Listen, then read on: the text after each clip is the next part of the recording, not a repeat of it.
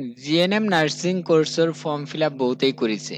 এতিয়া কি প্ৰব্লেম পাই আছে, এপ্লিকেশ্যন ফি যিটো সেই ফিজটো দিব পৰা নাই অনলাইনত, যেতিয়াই পেমেন্ট কৰিব যায় ফেইল্ড হয়। বহুতৰ এনেকুৱা প্ৰব্লেম হৈছে, সেইবিলাক কেণ্ডিডেটৰ আমি সমাধান কৰি দিছো, প্ৰব্লেমটো সলভ কৰি দিছো। আমাৰ পৰা পেমেন্ট কৰিব পাৰিব, যিসকলে পেমেন্টটো কৰিব বিচাৰিছে হোৱাটছআপত যোগাযোগ কৰিব। আমি পেমেন্ট কৰিলে অনলাইন এটা চাৰ্জ লওঁ।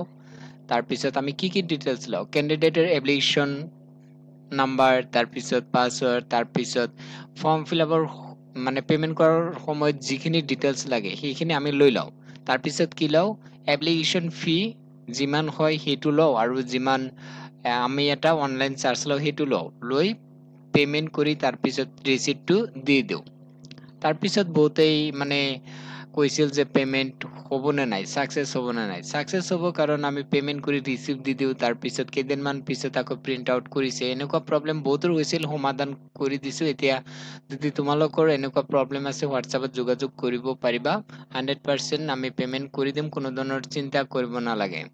বহুতেই কৰিছে ইতিমধ্যে, আৰু এনেকুৱা প্ৰব্লেম বহুতৰ হৈছে, আমি সমাধান কৰি দিছো। এতিয়া তোমালোকে যদি কৰিব বিচাৰিছা হোৱাটছআপত যোগাযোগ কৰিবা।